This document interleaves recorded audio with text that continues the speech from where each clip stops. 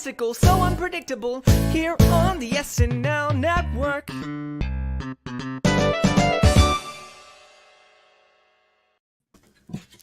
Yes, that is right. Hello, everybody, and welcome to the SNL Network's Monday Night Roundtable covering the Will Forte and Måneskin episode of Saturday Night Live. I had a very fun time on the Hot Take Show this week talking about everything immediately after the episode, and I really felt like throughout the weekend, having conversations with people, this was a fun episode to digest because they really broke the format of what we typically see on SNL. So I was excited to get together on Monday night with three great panelists and break down an episode of SNL hosted by my favorite cast member. So I'm going to try and be objective tonight. I'll do my best, but we'll talk through all the sketches and have some fun. And someone who is always fun to have on the podcast is the great Liz Shannon Miller. Liz, how are you? Good. How are y'all doing?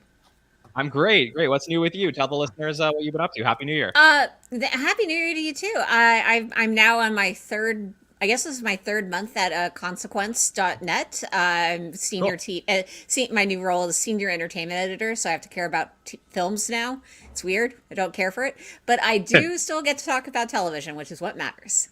Yes, for sure. It's always fun to get to talk about TV, especially SNL. And joining us once again on the podcast is the great Kaley Morrison. Kaley, how are you? I am doing pretty well for a Monday evening. Okay. Why? Mondays are not usually great for you? Well, I mourn the weekends very hard. Very hard. Got it. Well, anyways, we're going to have some fun tonight, so it'll be a good start to your week. And it's always great to get to talk with this guy. He was recently a very special guest on Hollywood Dish last week, and joining us twice in 1 week on the SNL Network is Rich Tackenberg. Rich, how are you? I'm just so happy I held my own on Hollywood Dish. I passed that bar. I'm smooth sailing for anything else that comes my way. I'm doing really good and always super excited to be here. Yes. Rich, are you ready to talk all about Britney Spears and Jamie Lynn tonight, all that stuff? Thanks to Hollywood Dish, I am up to speed. And boy, my wife was amazed that I knew what was going on with Jamie Lynn Spears, which I might have confused with 8 other actresses and musicians if it were not for the Hollywood Dish. So I'm ready to go. Yeah.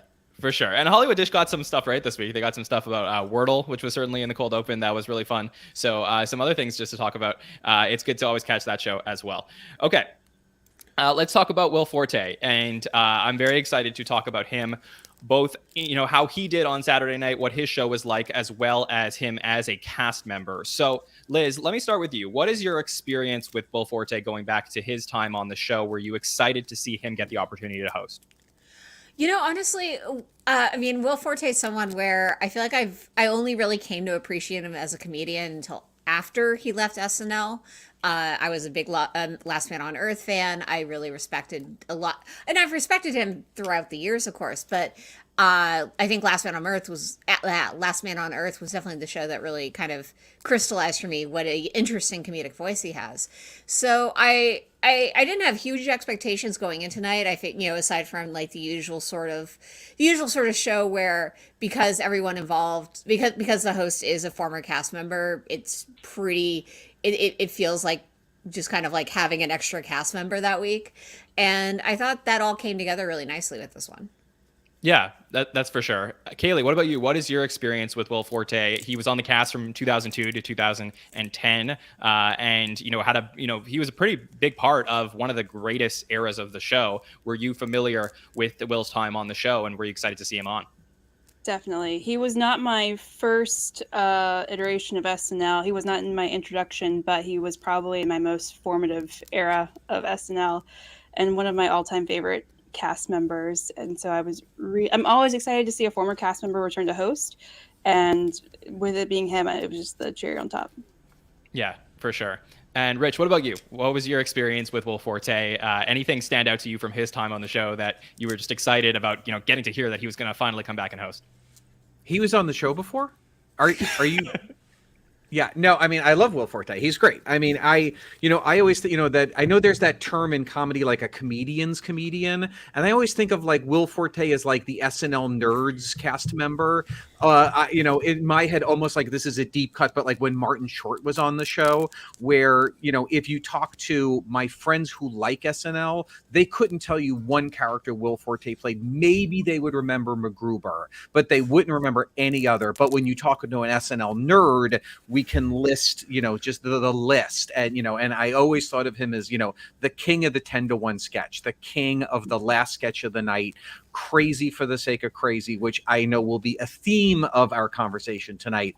But I was really glad that he finally got a chance to come back and host and bring that sensibility to the show. Yeah, and I mean, it's been a long time. I mean, we've seen, like he said in the monologue, which we're going to talk about, we've seen a ton of his fellow castmates, host the show between Fred Armisen, Jason Sudeikis recently, Andy Samberg, Kristen Wiig many times, let alone, people like who didn't even get brought up, like Amy Poehler. He was on the cast, prior to that era. He's joined, like I said, 2002. So you've also obviously had people like he was there while Tracy Morgan was at the show, while Tina Fey was at the show. All of those people have come back and host. So for him, he really it's been a long time coming, and I would like to talk about the legacy of Will Forte and how he is remembered as a cast member. From we'll take a step back. That's what kind of we like to do on these roundtables, is look at the macro of things. And Liz, in the context of anyone who's ever been on SNL, what do you think Will Forte is most remembered for? What's his legacy at the show? Well, I think the easy answer is McGruber. Like, I think you can't have a spin-off film and also a series without that kind of being the easy answer. But I feel like what was being said about like him being like kind of the SNL nerd is pretty accurate. And quite honestly, when I think the sentence Will Forte SNL, I think about the potato chip sketch. Mostly because I never really quite I always kind of have Mike Ryan's in-depth oral history of that sketch in my head. It's a fascinating piece of journalism and a fascinating sketch. So I've got the easy answer and the obscure answer on my end. For sure. Yeah, and I love that piece of journalism. I'm so glad you brought that up. Mike is one of the original also SNL podcasters out there, and he used to podcast about the show, and I used to enjoy listening to him talk about Saturday Night Live and do his articles. He used to do power rankings about the show as well, and I know he was a big fan of Will Forte. So yeah, definitely I would say potato chip is for sure one that people like to talk about. And I was wondering, are we going to get something as classic as that this week? And we'll talk about what we ended up seeing. But Kaley, what about you? The legacy of Will Forte. When friends ask you, they say, "Hey Kaley, tell me about Will Forte, who he is at the show. What does he represent in terms of SNL?" Oh God, it takes me right back to that time when I was watching him, and I had a major, major crush on Will Forte. And I was thinking about him today. I was like, who is he? Oh, he's kind of like if Ewan McGregor and Pee Wee Herman had a baby. He could be suave, but he chooses to go totally weird, and he's just so comfortable in his weirdness, and it's so fun. And I don't think that everyone will get him or appreciate him as much as I think he deserves, but I think of like, obviously McGruber, but like the Falconer, like how weird was that sketch, or the sketch where he was the registered sex offender trick or treating. Jeff Montgomery. Yes, thank you.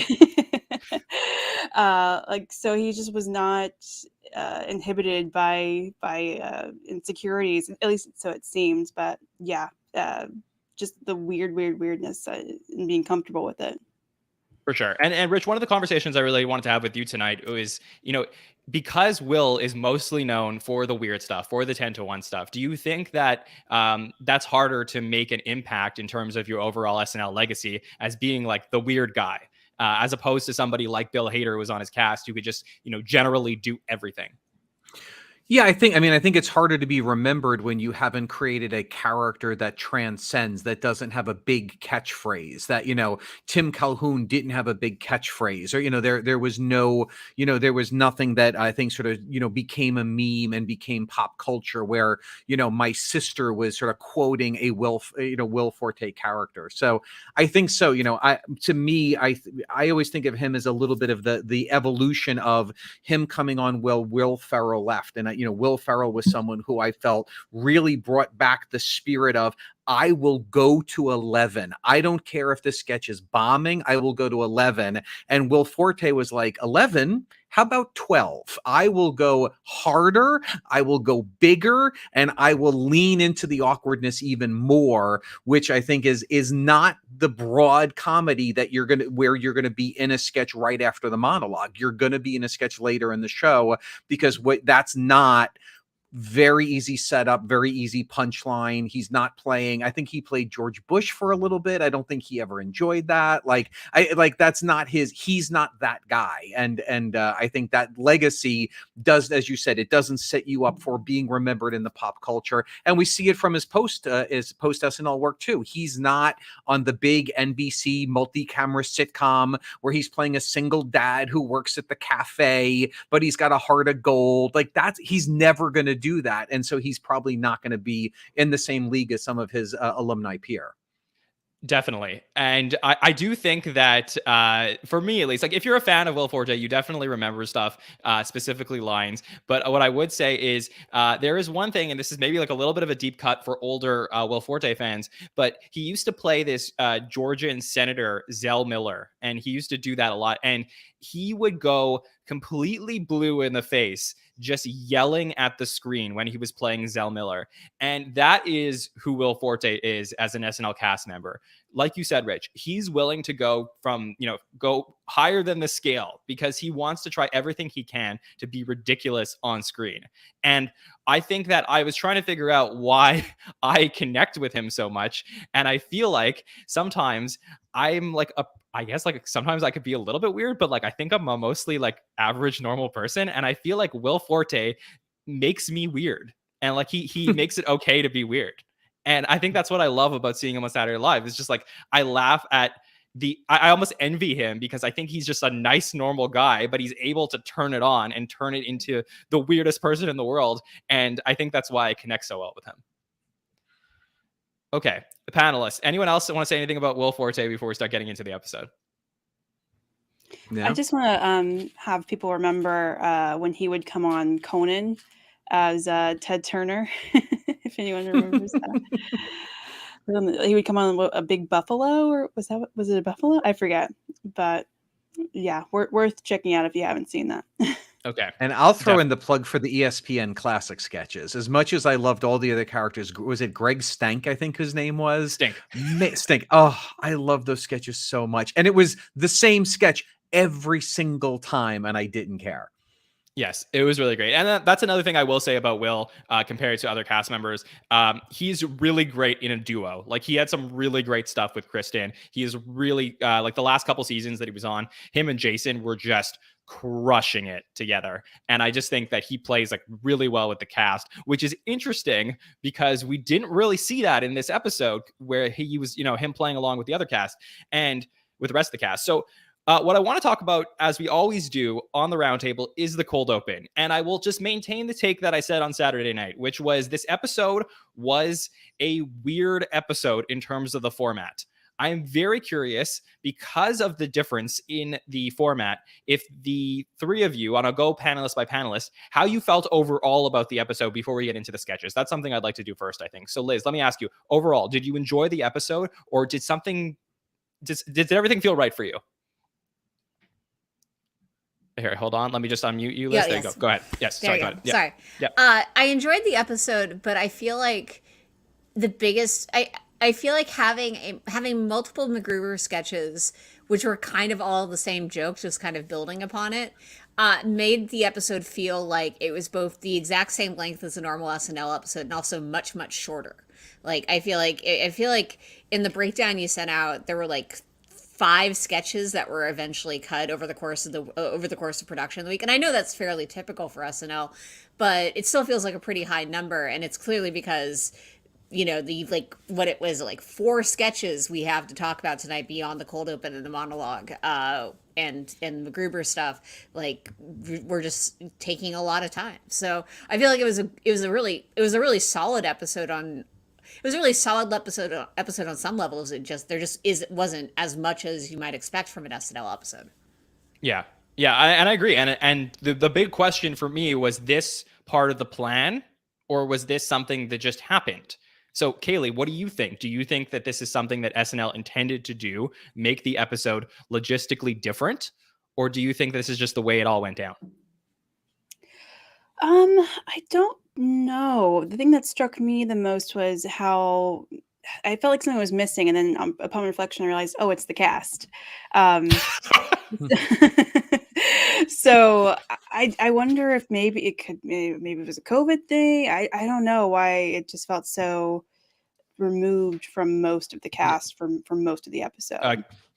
Yeah.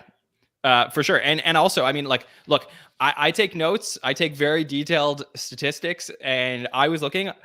I'm pretty sure I wasn't able to go back and do this in the last couple of days, but I'm pretty sure this is the lowest average sketches for the entire cast in a very long time. As far as I could tell, no cast member was in more than 2 sketches for the evening, which is crazy. That's like, I can't remember the last time that's really ever happened. So, Rich, do you think this is a Lauren coming in and saying, hey, Will's in, this is the way we want to do it, we're going to bring in Kristen Wiig, we want to do it like this, or just the way it all went down?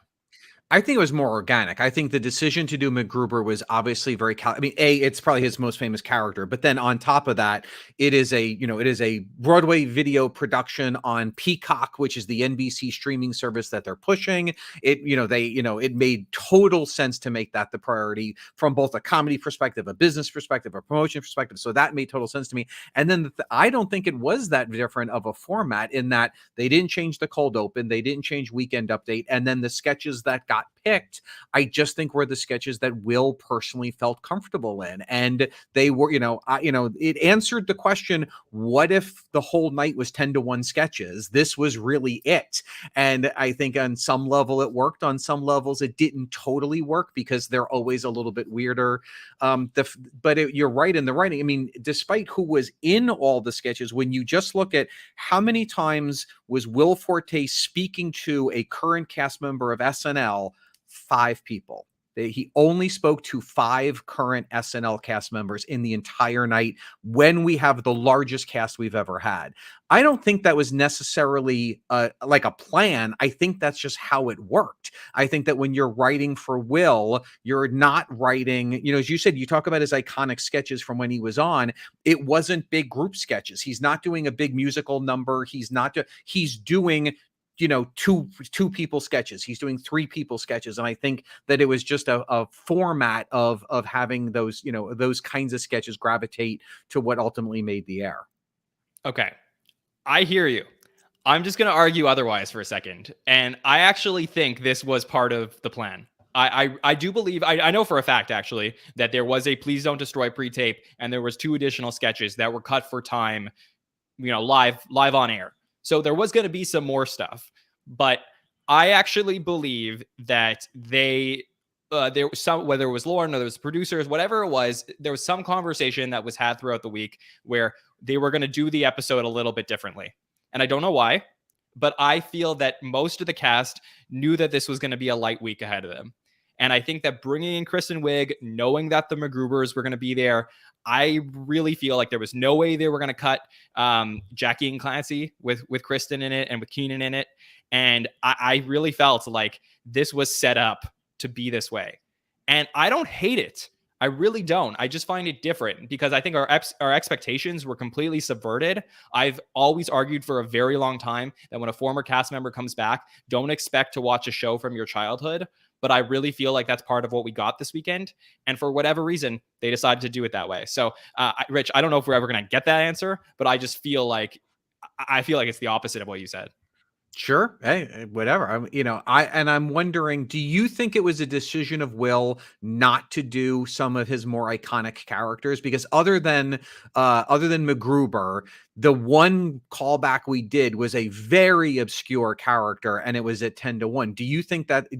I'll ask the panel. Do you think that was a Will Forte choice, or do you think it was other reasons that we didn't see some of the characters that the audience might actually remember?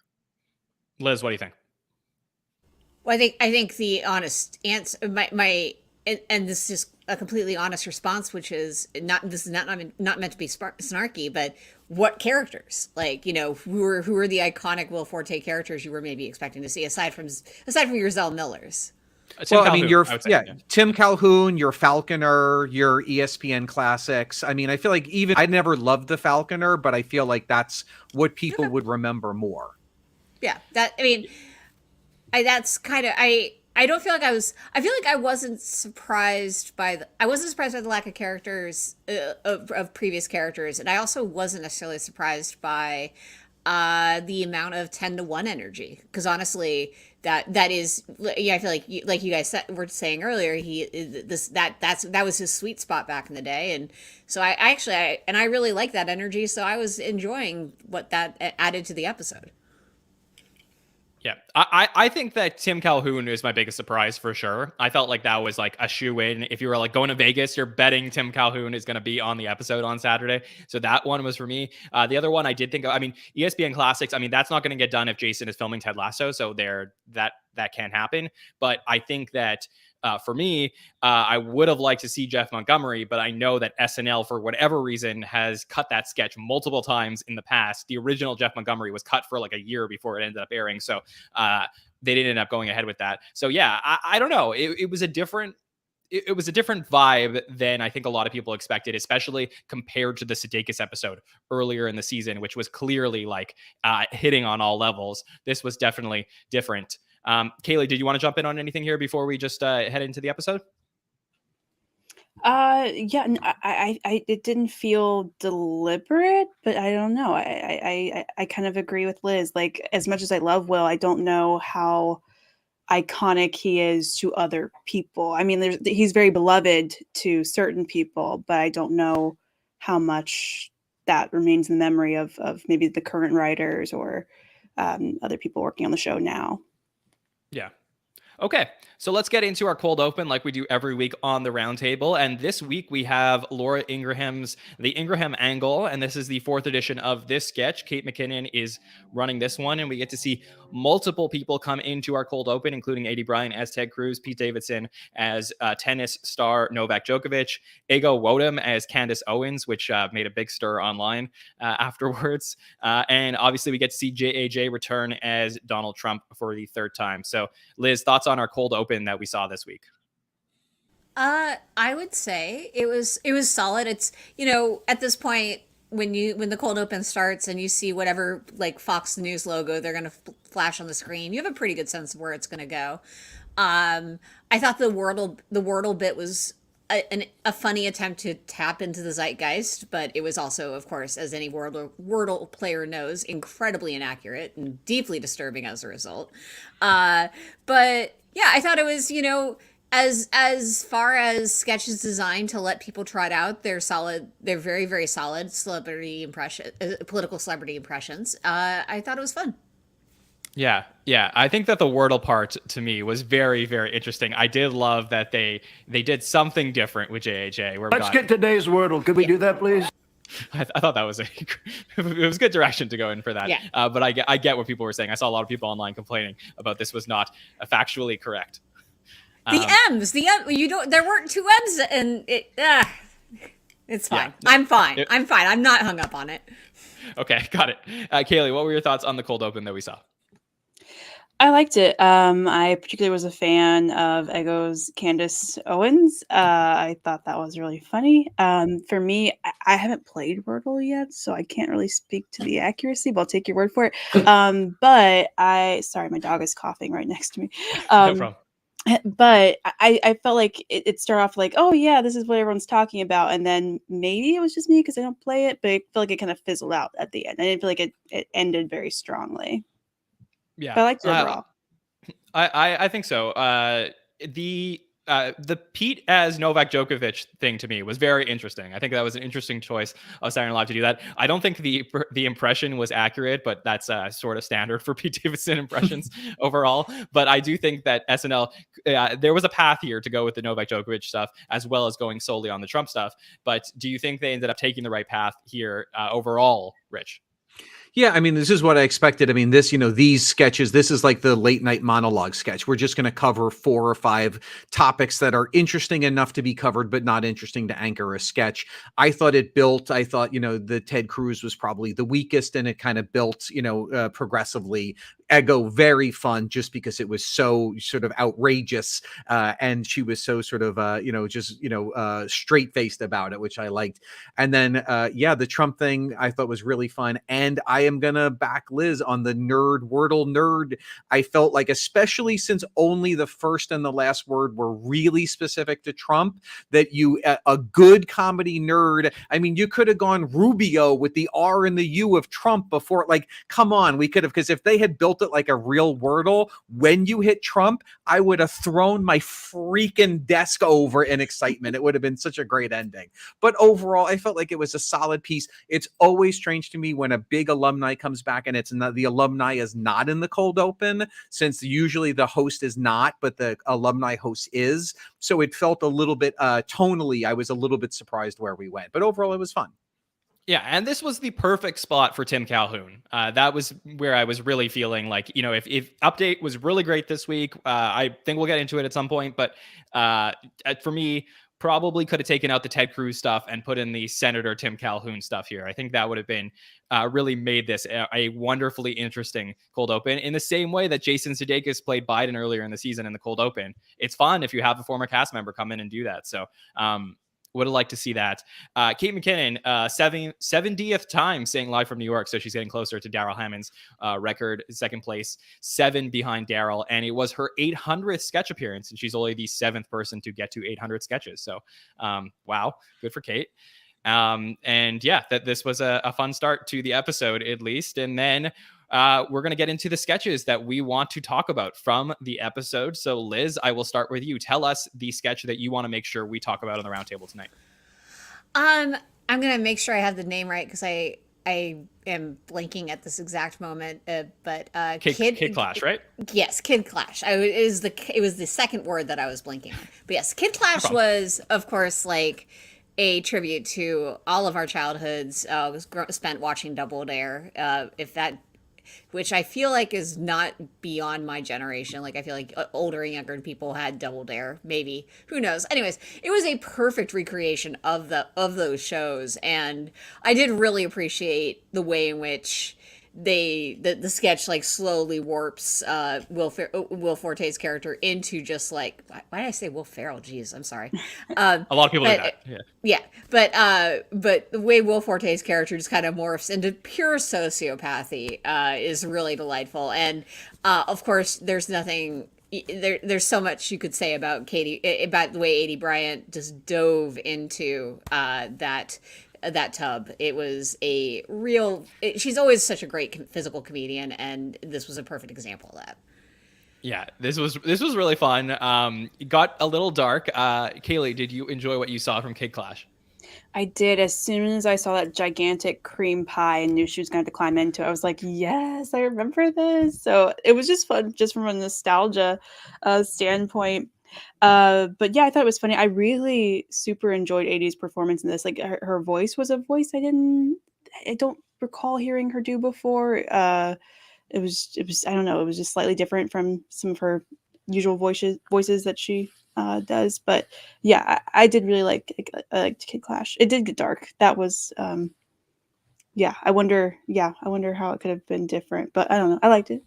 Yeah, I just wish we went darker. I mean, that was really the one thing, Rich, that I was wishing for, was just Will just continuously, like, I felt like it was going down a direction where they really kept pushing Aidy Bryant. Did you enjoy what you saw from Kid Clash? Yeah, I liked it. I mean, I liked the evolution of the sketch from a post-monologue sketch to a 10-to-1 sketch in the middle of a sketch, which I thought was interesting. I liked the turns, that they did with it. I would agree. I did sort of feel like I think there were other sketches in the night that probably had a better sort of structure to them, where I feel like this took a turn, but then it kind of stalled as far as where it was going, and it kind of just coasted to the end. But I liked the performances, and I feel like this was a great example of where you can make a really weird sketch weirder with great production design, great performances by cast members with very few lines, even the sound design, like the music that she's doing, the hauntingly slow music was just so good. The fact that the cup actually spins, that the production design department had to be like, you need it to spin. What did we do to you last week to piss us off? So I thought the whole thing came together really nicely. Yeah, I just was surprised that they never used the bat of nacho cheese that was behind them. Like they created that whole thing, and she never had to go in it. But really, I felt that the voice that we got from Will Forte, it's a very classic Will Forte voice, and I really missed it on SNL. But I loved lines like these. Where do you think you're going? And then this. You're not going anywhere. Just the fact that he could do that with his voice is so great. And I have to say, my line of this sketch was this. Well, I think I just got my period. Yeah. I just wanted a little bit more. That was it.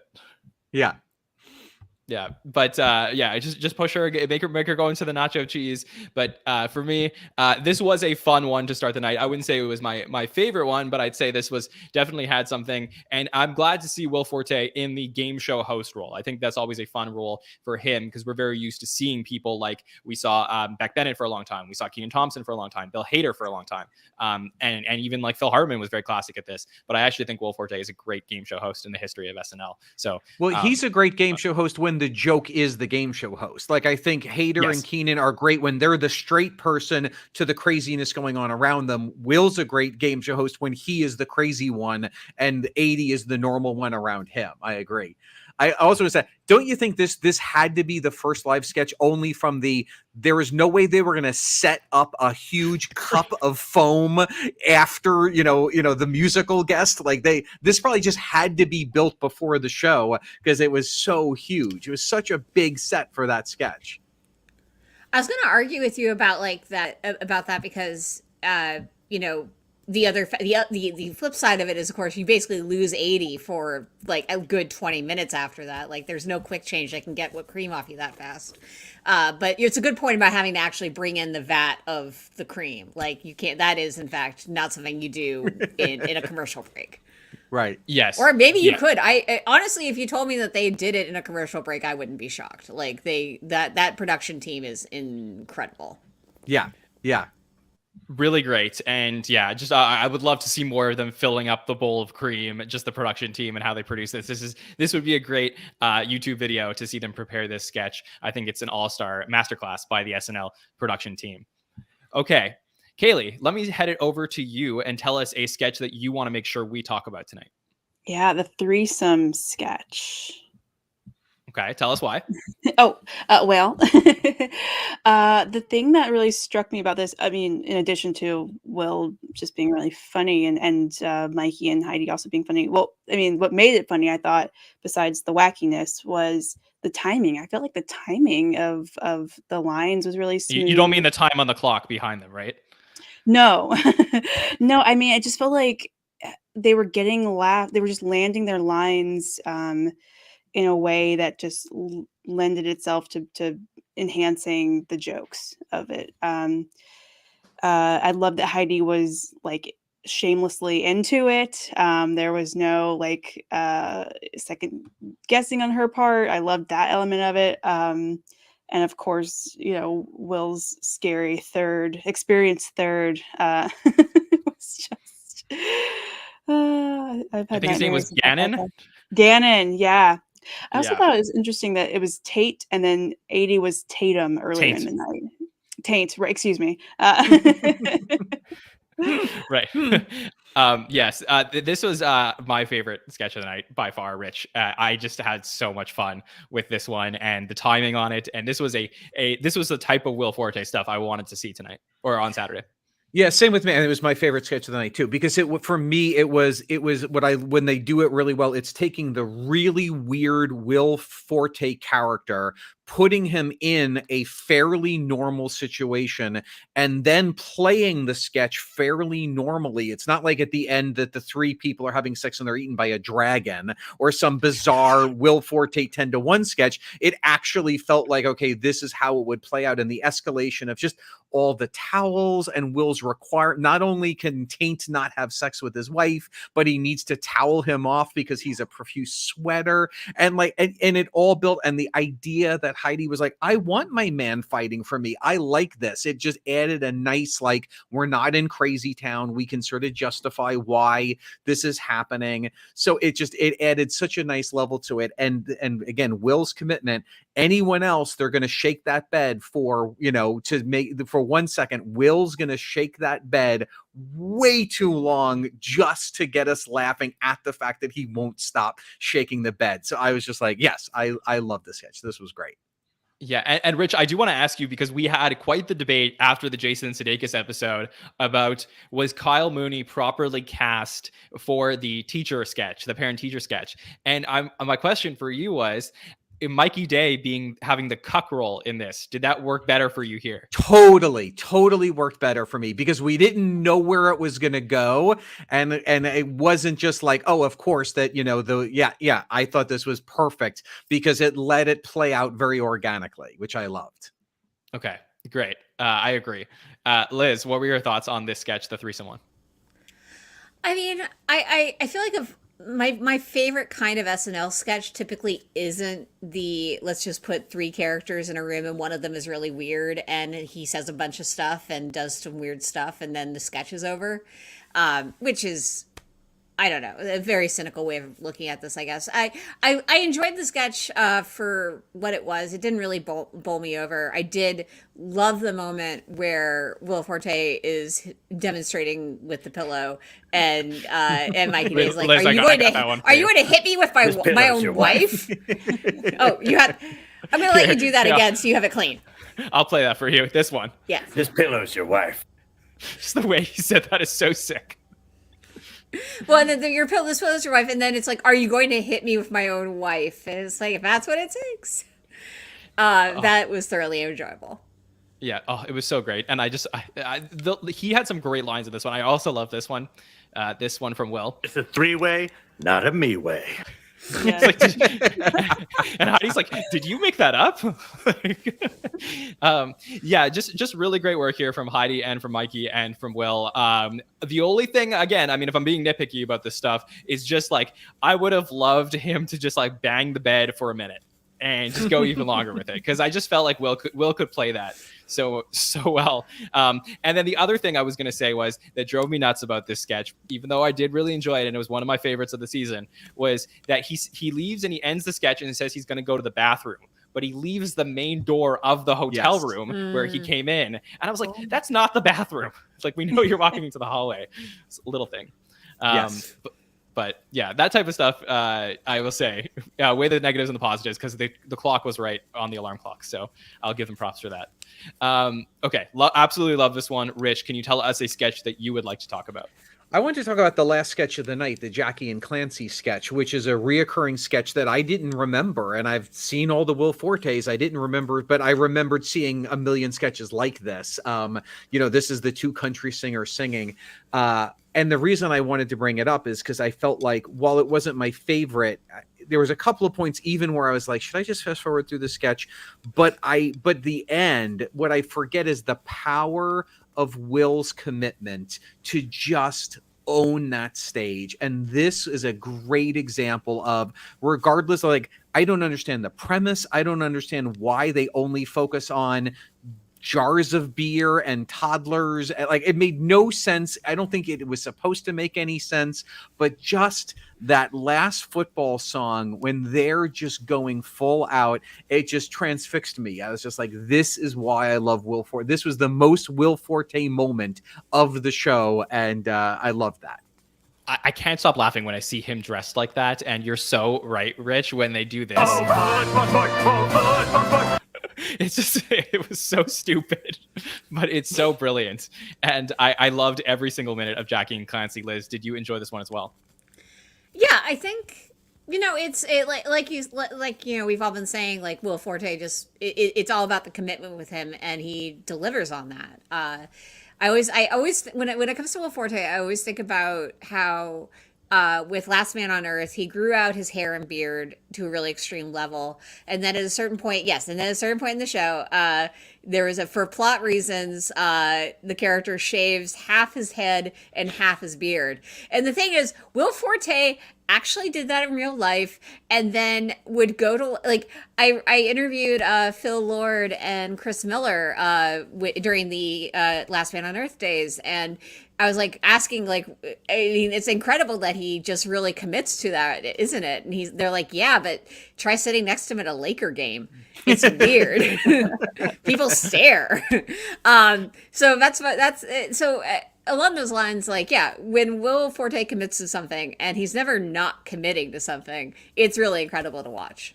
That's amazing. That's an amazing story. Thank you for sharing that. That's of course. Great.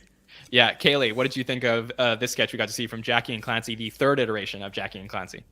Yes. Well, I watched it twice, and both times I was like, I feel like this is a reference. I didn't remember it from his original time on the show. So I felt a little lost. So I feel more filled in now. But I thought it was funny. To me, it spoke to me more as like us being from the South, because I recognize these people. So I enjoyed that element. There's I definitely know some folks, and remember the Time Life Queens of Country commercials that felt very this. Yeah, Kaley, are you from Pickle Tits, Delaware. How do you have that queued up? Hey, we're 11 episodes into the season. I'm good at this now. This was a really fun one for me. I'm so happy that we got it in the show. Like I said, I mean, there was some other Will stuff I would have loved to see potentially even over the sketch, but I did enjoy it. And I think commitment is key here. The fact that, he does the Zell Miller, willing to go all the way in when he's singing at the end of the song. And I felt like just seeing Kristen Wiig, I think that if you're going to have Kristen there, I think that this was fun. And I think she did a good job. I mean, I know that people, have their opinions. You either love Kristen or you don't. But I think that you could see how great of a SNL performer she is as well in this sketch. So it was just great to see. Great to see Kristen and Will really, to me, what could have been in their primes, because I really feel with Keenan, Kristen, and Will, you could just take this sketch and nobody will ever know this was done in 2022. Yeah. Okay. Well, the sketch that I want to talk about, and something I felt like we have to talk about, is the monologue that we saw. And to me, panel, I will argue that this was the best monologue of the entire season. I felt like there was two really good parts to it. The first ones where Will was, talking about, all of his friends and how I'm not bitter about it. They were all brought there before. And then Kristen comes out and we get to see. Oh, great. So you know where the airport is. And they had so much fun interacting with each other. But we got some really fun stuff afterwards with Lorne and this person. Willem Dafoe? And it was so much fun to get to see him interacting with everybody. I just felt like the vibes were really great. And to me, I think the Kim Kardashian monologue is something you can compare as being a really great monologue from earlier this season, but for much different reasons. And I just enjoyed what I got to see here from Will. Liz, I noticed that you seemed to potentially disagree with me, so I would love to hear your thoughts on the monologue. I mean, I think it depends on what. I mean, I think it was a solid monologue. I'm not going to fight you on its quality necessarily. Random question: Am I remembering? I can't remember whether or not Willem Dafoe said anything, or was he just completely silent? I think he had. I think he did. Rich, do you remember if did he have a line? I think he had a line. I think he had a quick line. Yeah. Okay, great. I was just wondering, like, because I was just thinking, like, oh, maybe he did they even have to pay him if he didn't say anything, if he just showed up? No, I doubt they paid him. I think he was just there for the week to watch to see what was happening. Yeah. Yeah, I think I just enjoyed, like, I think honestly it's just like, you know, on a personal preference level, I enjoyed the Simu Liu monologue an awful lot. Like, I thought he was, but that's, you know, kind of just like him being really excited to be there and just saying that for a couple of minutes and then, you know, telling some good stories and whatnot. I'm kind of more of a monologue person, I guess, or a proper monologue person when it comes to the monologue. But yeah, I enjoyed it. I just don't know if it was my favorite of the season. Yeah, that's definitely fair. I think that for me, I just think that the interaction and having Lorne Michaels in this, you know, it was special in a way that almost going backstage makes it special. Mm-hmm. Like, it was like, it was cool. Which we haven't had a lot of this season, I don't think. I don't even know is this the first Lorne appearance all season? Yeah, and he wasn't in last season either, so it's been a while. So, and I always kind of enjoyed that aspect of it, so. For sure. Kaley, what were your thoughts on the monologue? I liked it. I have a hard time picking favorites, so I don't know that I would name this my favorite, but I think it's up there. Yeah, I don't know. It really endeared me to him because he's kind of this cult favorite, I think, and I think most people are like, who's Will Forte? Like, that, I'm speculating, but to me it was endearing to hear him say, like, oh, I haven't been invited back. Like, I know it's a joke, but like, bit of it feels real, you know. It's real. Yeah, so yeah, I thought it was funny. I thought they utilized Kristen really well, and I always love a Lorne cameo. That just like makes me happy, so that was good. And the Willem Dafoe thing, it was funny, but odd. But it worked. Yeah, Rich, back me up here, come on. I think this was the best of the season. I don't know if I would say it was the best of the season, but I did really like it. Now, I'll say what I liked about it is, you know, normally monologue, you know, when a monologue is just one person to camera, it can sometimes get a little bit repetitive, or if it's not strong and the person's not a great comic, the jokes can be a little bit telegraphed. But I generally prefer that over what sometimes we see in the monologue, which is like 4 mini sketches kind of just clipped together very randomly. And I thought this was a very good job of doing like 4 mini monologues, different thematically, but that they actually worked perfectly as a whole and that they escalated. So we're starting with the theme of, I can't believe that I haven't been asked here. And then we're going to, you know, I'm getting played off by the band. And then Kristen Wiig shows up. And I love, as Kaley said, the way that they utilized her he just chases her right off and doesn't give her the time of day. I loved, and then going to bringing in Lorne and Willem Dafoe, and the idea that it was actually an autocorrect, that he meant to invite Willem to host, and it auto-corrected to Will. Like, I do have that line, Rich. This one here. You think I would book someone named Will, then someone named Willem? I thought that was really good. So I thought it worked very organically as a nice sort of escalation to the end of the piece. So it was fun. It was really fun. Yeah, it was fun. And I thought, we do polls every single week here at the SNL Network. So I did think it would be fun to, I know that Will brought up a poll during the show, and he said, who do you think should actually be hosting the show? Because once it was decided it was Willem, he was like this. Oh my God, this is not happening. And it was really funny. So we decided to put out a poll this week, and we said, who should be the host of the SNL Network? And I have not looked at the results yet. So panel, I am curious to hear, who should be the host of the SNL Network. And I want to see what our Instagram audience had to say about that. So let me bring that up right here. We're going to look at this for the first time all together. Oh, okay. Rich Tackenberg with 40%. Andrew Dick, who's not even on the podcast tonight. Thank you, audience. Andrew Dick from That Week in SNL. Geez, he just wants to take over everything. Nicole Rovine and Rebecca North, our Hollywood Dish correspondents. And 5%. I got 5%. I cannot believe that. Wow. Oh my God. This is not happening. Oh my God, this is not happening. So thank you, Instagram audience, for that. Really just kicking me while I'm down. Okay. You beat abandoned podcast. Exactly, that's true. Oh, sorry, Didn't did I- Will end saying like, "Oh, I'm so glad I got 5%"? He was so I am happy glad. that I he am got glad I got 5%. Yeah. Thank Yeah. you, Instagram audience, for the 5%. I appreciate that. That's very, very, very nice of all of you. It's more than any of us got. Exactly. Well, Rich, you won that one. Okay, let's get into anything else from the episode that we want to make sure we talk about. So, Liz, over to you. What do you think? Anything else I want to talk about? I mean, we haven't really touched on the Mcgruber sketches at all, beyond the fact that they existed and they had the running joke of Mcgruber just gets more and more into QAnon and COVID paranoia, and it was funny. And I again don't know if it needed to be like 3 separate sketches that basically took up the time that easily could have included another sketch that didn't involve a character that has 8 episodes worth of comedy, currently streaming now on Peacock.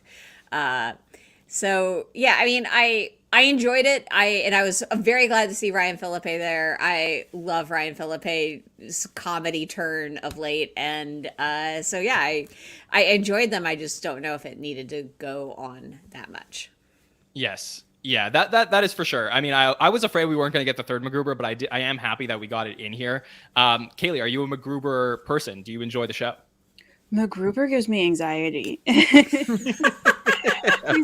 They always blow up at the end, and I know it's coming, but it still makes me nervous. So no, I think he plays Mcgruber very well and very funny, but like it really does like scare me a little. Okay, well, did you enjoy the iterations that we got to see this time? I did like the spin on it. I agree. I think it was Liz who said earlier, correct me if I'm wrong, but it was the same joke, just kind of built upon. But I thought it was well done. It just wasn't like, oh man, I'm gonna remember that for a long time or anything like that. But yeah, it was good, and they had to do it, and I think they did a good job. But I agree. I think it would have been cool to see some live sketches maybe instead, but I understand. Yeah, I think, Rich, I had binge watched last week in preparation for the episode. I had binged, like, once again, the Mcgruber movie, and I watched the entire series. And I was just afraid that they were going to reference something and I wasn't going to get it because I hadn't seen the series. And like, I like to do that to be fully prepared. But I wonder if seeing so much Mcgruber in the last week took away from me the excitement of getting to see Mcgruber on the show. Were you excited to see these 3 parts, this 3-part pre-tape back on the show? I never loved Mcgruber. I think I really liked it the first 73 times they did it on the show. And I think around the 85th time, I started to get a little bored by it. I have a theory based on absolutely no facts, which I will still put forward as if it is a fact. My theory is that they actually filmed these while they were filming Mcgruber, not this week. I think that's why it was a bit of even though it was COVID, it was a sketch that could have been done 2 years ago. And I have a hunch that maybe it was there was no mention of Omicron. It felt a little bit like it was done that they may have done it when they filmed it. This is not a topic I necessarily thought we'd get into, but they were filming Mcgruber this summer. They started in like June, and now I'm trying to remember when horse pills became a thing. That's a good point. Yeah, so if because that was, I don't know. I think it's a good theory, especially Ryan Philippe's involvement. That's what and he didn't even think to thank Ryan at the end of the show, which made me think he forgot because they didn't film with Ryan this week. Again, no facts to back this up. I'm just throwing it out. But I will say what I did like about it is for a Mcgruber, I liked again, this is the dumbest sketch ever, but the idea of how does someone go from a, maybe not totally believing in vax to becoming a storm the castle, sedition, person. I did like the arc of that over the course of it. So that I thought was fun. For me, though, I haven't seen the Mcgruber show yet. And I will say, having seen 3 in the night, I did walk away going, I think I'm good with Mcgruber for a while. So I think if their goal was to promote the show, maybe 1 would have been better, making me go, oh, that's right, that is a funny sketch, instead of maybe satiating my Mcgruber palate for another season or so. No, that is completely sacrilegious. You cannot do McGruber without doing it 3 times. I think that is. I understand. I know. But Yeah. it would have been more fun, especially since it felt, even if it was done this week, it felt in a vacuum. It didn't feel like, a lot of times the pre-tapes are either about something very current or they're involving enough other people. Because again, this sketch didn't have any of the current cast in it. So it felt, when we were going to the pre-tapes 3 times, it felt like we were going away from this Saturday Night Live of Saturday night to something else. So, if Sarah Sherman had been in the sketch, it might have given more energy to it, because it would have felt of a piece more than maybe these 3 did. Yes, for sure. And we did get Aristotle, by the way, in the intro for the second McGruber. So there was, some like very light appearance of a cast member in there. I really think this was filmed this week. And the reason being was that the 2 other pre-tapes that were scheduled to be in the show, but ended up being cut, were both from last week's show that got cut. So the one was cut on the Friday night of last week, and the Please Don't Destroy was actually for last week's show. So my theory is that the film unit was spending their entire time doing these McGruber shorts, and that's why we didn't get any new filmed content besides McGruber. So I don't know for sure either, but I would venture to say that this came out this week. Well, then even more of a bummer not to see current cast members interacting with McGruber. That was a real missed opportunity, unfortunately. I definitely agree with you. The lines that I did enjoy from this one, I did enjoy. I'm totally anti-Semitic.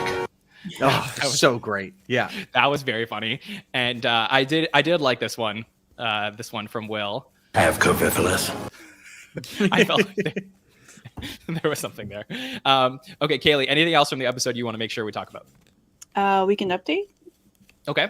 Anything from Weekend Update in particular? Yeah, I'm curious to everyone's opinion on now I'm forgetting his name, but the character Bowen played, Chen Biao. I really enjoyed it, but I was thinking, are these references too specific, or I don't know. I was curious what other people thought. Who is Che Diaz? Can someone tell the old white man? They didn't cover it on Hollywood. Oh, honey, so Che I have Diaz. no idea who No. Che Diaz is. Liz, get in here. Che Diaz is the non-binary queer character who was introduced on the Sex and the City sequel series and Just Like That, and has become a bit of an online meme for kind of being the worst. No, I don't necessarily think the character is the worst, but the memes have been pretty funny. Got it. And was he named after Michael Che? They were not. Excuse me, they. Yes, they. Yeah, but they. I feel fairly confident. There's no the cross section between the SNL staff and Just Like That writers is very separate. Okay. I would say so. Yeah. Got yes. it. But yes, I personally love Bowen Yang. I'm fully on the record on this many times over, and I thoroughly enjoyed that sketch coming back, especially because it's such an interest. That character coming back, rather, because that character is so interesting given given American entertainment's very complicated relationship with China, and having anything that smacks of anti-China content on television right now, especially coming from a network where they're airing the Olympics from China, is I don't know, interesting. Yeah, for sure. Yeah. Definitely a touchy subject. Definitely. Yes. What I love about the character is, and my memory could be wrong, but I think that this was one of the first characters that he did on Weekend Update, and it was at the time early on where Bowen Yang was really only getting time being an Asian character.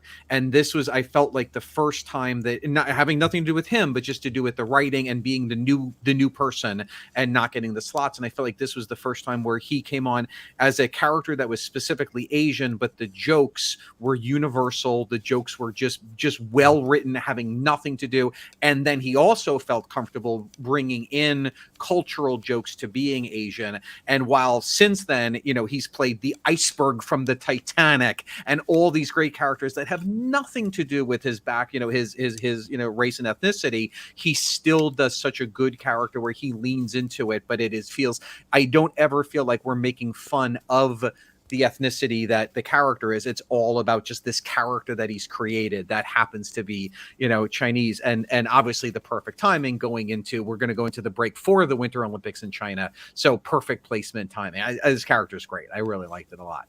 Yeah, they did go hard on the China stuff though, which I think was a, like Liz said, I mean, a very interesting call on their part. This line was pretty good. This one from Bowen. Human rights. We don't have that. I think that was my favorite line from the entire thing. But great job on Bowen, and just a crazy weekend update.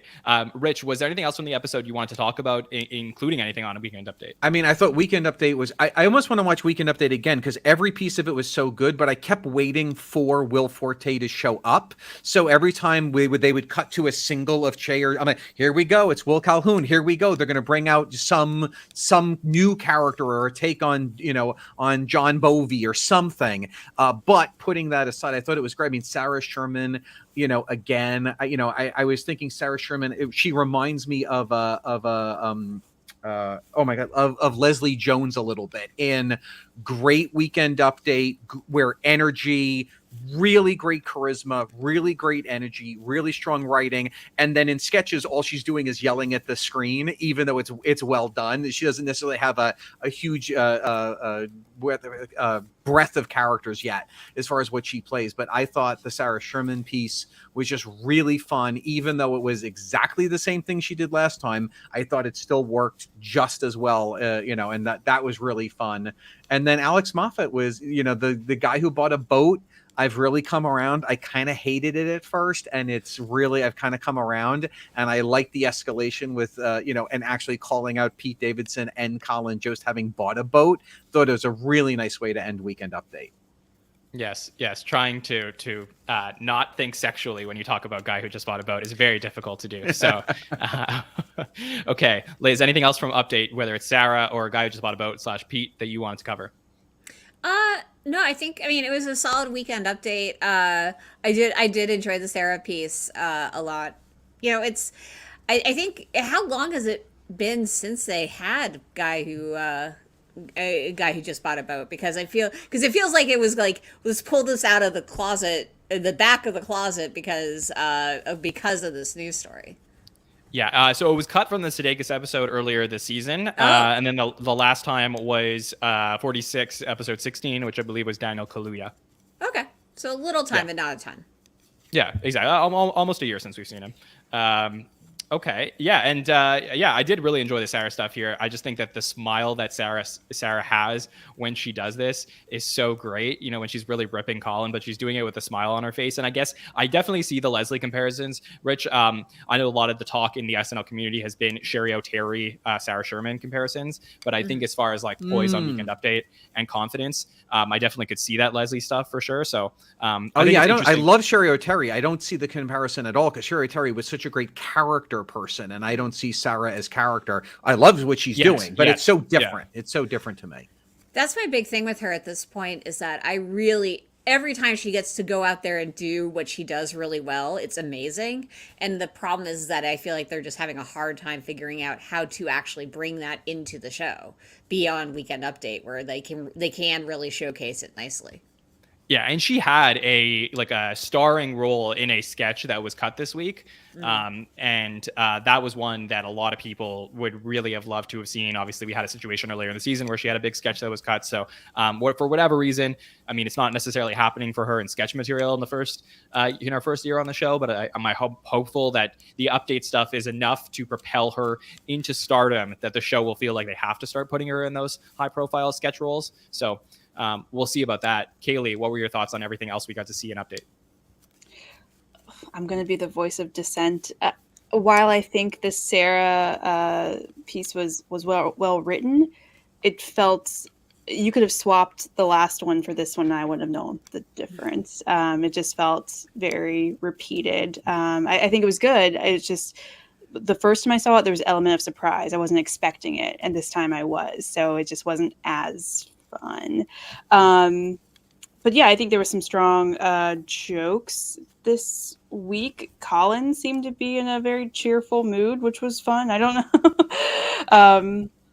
But yeah, I've also never been a huge fan of guy who just bought a boat, but it was interesting to see now here are two actual guys who just bought a boat. That was kind of fun.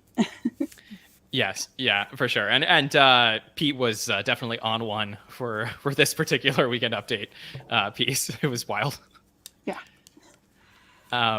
Anyways, yeah, so I enjoyed Weekend Update. I actually made the argument that I think this was the best Weekend Update of the season overall. I just think that the jokes were on point. The people coming in were on point. I think that this was a really, really strong one, potentially at least in the top tier. So very enjoyable stuff.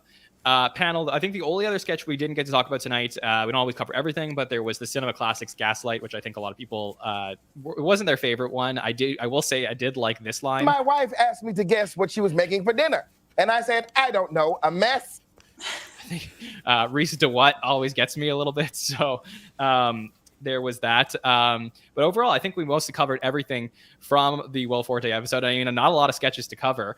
We do have some polls that I do want to bring up on screen. So unlike the one that we had fun with earlier, I do have actual polls from our Instagram audience that we can get into. So one of the questions we had this week, like we just said, we were talking about Weekend Update, and we asked our audience what was their favorite Weekend Update segment. So Liz, I'll start with you. Out of the 3 segments we saw in Weekend Update this week, which one do you think was the audience's favorite? Gonna guess guy who bought a boat. Okay. Kaley, what about you? I'm going to guess Bowen. Okay. Rich? I'm going to go Bowen too. I think Bowen. All right. Well, bring it up on screen right now. Liz, you are correct. 3 guys who just bought a boat, 45.68%. Sarah Sherman comes in second with 35.45%. And Chen Biao, Bowen's character, comes in at 18.86%. So I think the Pete Davidson fans were coming in strong for this particular poll. Okay. That is honestly why I picked it. Always bet on Pete. Smart. Exactly. Yes. Okay. We also asked our audience, we said, which of the 2 recurring sketches that we got to see from Will Forte did you want to see more, or were you happiest to see? I'll put it that way. So Liz, what do you think? Which returning Forte sketch were you happiest to see between McGruber and Jackie and Clancy? I would go McGruber. Okay. Kaley, what about you? I'm going to say Jackie and Clancy, but they were both fine. Okay. Yeah. And what about you, Rich? I don't want to break my streak of always being wrong about what the fans vote. I'm always exactly wrong. I just don't think enough people knew the Jackie and Clancy, so I'm going to go by default McGruber. Okay. Well, it's almost as if McGruber picked the results of this poll, because with 69%, McGruber is the correct choice. Perfect. 31% to Jackie and Clancy. So get your 69 jokes ready. Nice. Everybody who's watching in the audience. Okay. That was good. Let's talk MVPs from the episode. So we always ask our audience who are the MVPs, and I will ask for a top 3 from each of you. Give me a top 3 MVPs from the night. Rich, can I start with you on this one? Can you give me a top 3 from the night? I mean, if you take out alumni, nobody really had much screen time. So, so this is a hard one. I think you probably have to look at Weekend Update to see who stood out. By the way, I just want to say, just to clarify, it can include alumni and it can include the host. So you're welcome to choose those as well. Oh, okay. It feels like it would be Will and Kristen as 1 and 2, and I'm gonna put Sarah Sherman in the 3 spot. I think it's a hard one to call. Kaley, what about you? I'm also going to say Will and Kristen, and wild guess. I guess I'll just go with what I would say. I loved Ego as Candace Owen, so I'll go with that. Yes, for sure. So basically anybody who's on the show is eligible for the polls. Liz, what about you? I'm going to guess Will, Kate, and Bowen. Will, Kate, and Bowen. Can I change my guess real quick? Instead of Sarah, I forgot Keenan. I'm going to put Keenan in my 3 slot. I'm going to go Will. I forgot Reese DeWatt. Okay. Yes. DeWatt? So Yeah, dude. What? So Rich is partying like it's 2008 with Will, Kristen, and Keenan in the poll. Yep. Okay, let's bring this up on screen right now. Our MVPs, and we left an important factor out here. So we had Sarah as our #1 MVP for the night. Wow. And I took her off my list. See, that's how good I am. Yes, pulled her. exactly. Yeah. Rich, you just nailed it every single week. You're great with the MVP stuff. Will Forte comes in #2. Sarah has 20.31%. Will Forte at 12.5%. Måneskin has 10.94%. That's the last time I have to say that name for the rest of the season. Kristen Wiig, 9.38%, coming in 4th. And Colin Jost in 5th place at 7.81%. Okay. Wait, how did people not vote for the Sarah Sherman sketch to be the best weekend update? I don't know. I don't know. Instagram, weird stuff. So, all right, let's. We have one more poll that I want to break up. Usually we end with the MVP, but I thought this would be a fun one to end with. We asked, which former cast member would you like to see make their SNL hosting debut next? So we are looking for a former cast member who has not hosted the show before and would come in next to host for the first time. So, Liz, do you have somebody that you're thinking of? Oh, I'm going pure chaos. I say Jenny Slate. Can I make a spoiler? That is not on the list, but good shot. Kaley, do you have somebody? I'm trying to think of who hasn't hosted already, and that's what I'm struggling to come up with. There's a list? Anybody? Well, you name somebody, I'll tell you if they've hosted. Yeah. Who? Sorry? Do you want to name somebody and I'll tell you if they hosted, or should I pass on to Rich? Oh, okay. Yeah. It will never happen. I hope it could happen, but probably not soon. But yeah, I see in the comments as well, Jay Farrow, who I love. Okay. I would love to see again. Yeah. Liz, do you want to jump in with another one besides? I want to make a guess that apparently has some chance of being on this list. Okay, so okay. I'm gonna. So I have the comments open on my browser, and somebody suggested Tim Meadows, and so I'm gonna go Tim Meadows. That's a good one. Okay, so we got Tim Meadows, we got Jay Farrow. Rich, what about you? I mean, I know who I want. I don't think this would make the list at all, but I always got to go with my man, Bobby Moynihan. I desperately want to see him host. Yes, me too. I'm on the same page with you, Rich. So would love to see that. And this was a very interesting result we got. #1, Vanessa Bayer at 23.91% coming in. So that is a very interesting choice. #2, Bobby Moynihan, 17.39%. So Rich, you got that. Anna Gasteyer coming in at 13.04%. So American Auto is a new show on NBC. That's certainly a possibility for some synergy. Rachel Dratch, she's never hosted the show before, 10.87%. And Leslie Jones, Rich, you brought her up, 8.7%. Not sure if that's going to happen anytime soon, but we'll see. Okay. So yeah, this was a very, very fun episode talking about the Will Forte show. Does anybody else want to say anything about the show overall before we move on to our talk about next week? I'm going to throw in... go ahead, Liz. Go ahead. No, you go. This is the most inside baseball dumb thing ever. You guys know I am consumed with the good nights. And I don't understand why sometimes there's a moat between the host and the musical and everyone else. And sometimes it's just a crowd of people. But this was the most moaty of moat nights we've ever had. It looked like a class assembly with Will and Kristen and the band. And then behind them, like 7 feet, like COVID restricted was there. I don't know why, but I'm obsessed with that. That's all. Yes, you're not wrong that I definitely had some DMs this week from some people asking me if Will got along well with the cast, and I haven't heard anything bad. So I don't know if it's a COVID restriction thing, but it was very moaty this week. So I don't think the moat is related to that. From what I've watched over the years, I think sometimes there's a huge moat, and then afterwards you see huge hugs, and so I don't know what it is, but one day we're going to get the inside scoop on that. Yeah, maybe Måneskin was very sweaty. That could maybe. Be Yeah. Liz, what were you gonna say? I was going to say I just wanted to share this detail that I've been thinking about a lot as we talk about this, which is I didn't do a lot of coverage around McGruber when it premiered, but I did talk to the two of the producers, Jorma and John Solomon. And at one point I asked essentially, like, of the cast, which of the show includes like people like Lawrence Fishburne, who doesn't do a ton of comedy. So I was curious, like, among the cast, like who broke who broke the most, and they declined to say who broke the most. They were very polite about that, but can I they guess? did. What? Can I guess who it is? I mean, I'm going to say they said they did not say who broke the most. Okay, got it. But they did. But their first reaction to the question was an immediate. Well, it's not Will because Will doesn't break. And they're like, no, Will never breaks. And just like I wish I could communicate the intensity and certainty with which they were like, yeah, like Will does not break. But it made me appreciate Will Forte on a whole new level, just the way they responded to that question. Yes, for sure. I was going to guess Sam Elliott, by the way. But I mean, I wouldn't be surprised. They didn't. Yeah, like the closest they got was talking about like how like Ryan Philippe will literally dig his nails into his palm to avoid cracking. Like they all have techniques except for Will Forte because Will Forte does not break. Yes, fantastic. Thank you for sharing that. I mean, he has a masterclass in stuff like that. So really just wonderful.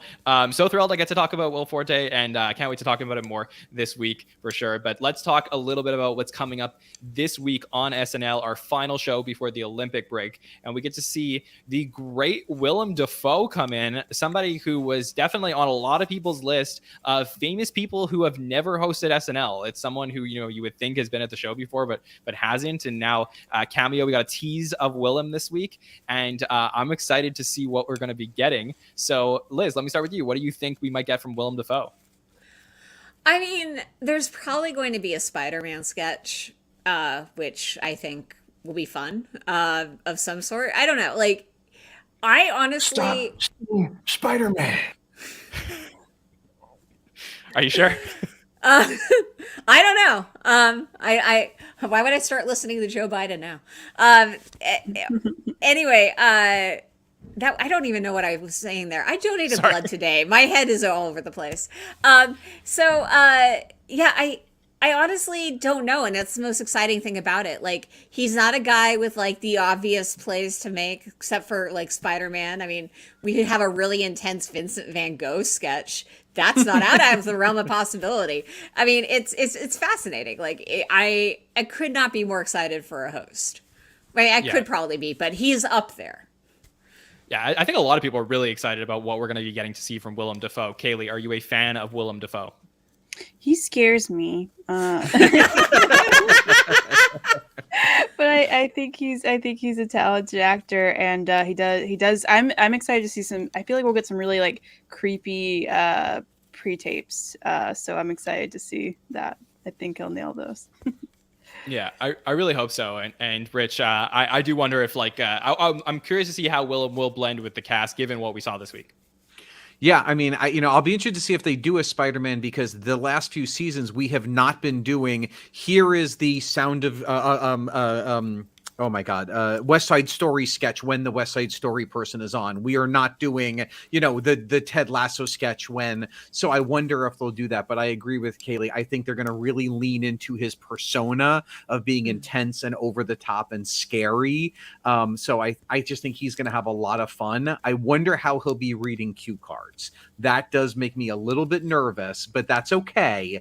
I'm really looking forward to seeing him.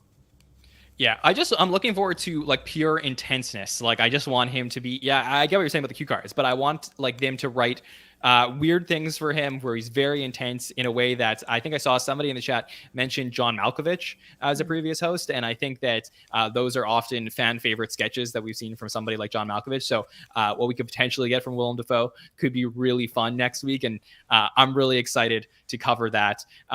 So I'm looking forward to that. Yes, Liz.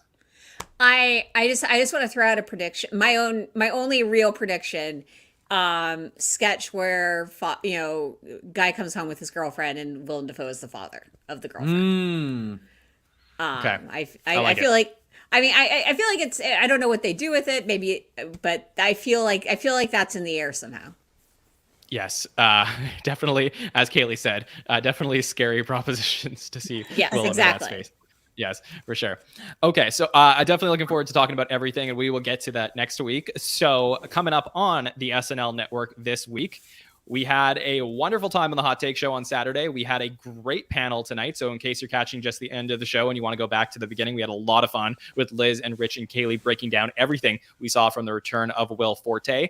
On a Wednesday, join us for the patron feedback show. If you want to talk a little bit about the Will Forte episode, send in your questions. We have 2 of our great patrons coming in to answer SNL questions and talk about what is happening on SNL social media. A lot of talk this week from Candace Owens going at Ego for what we saw in the cold open. We're going to be talking about the 3 guys who bought a boat or a ferry. So we'll have some fun with Eric Adams communicating with Pete Davidson and Colin Jost. So a lot of fun stuff to talk about on Wednesday nights. And then on Thursday, we have Hollywood Dish. Rich, do you want to promo Hollywood Dish for us?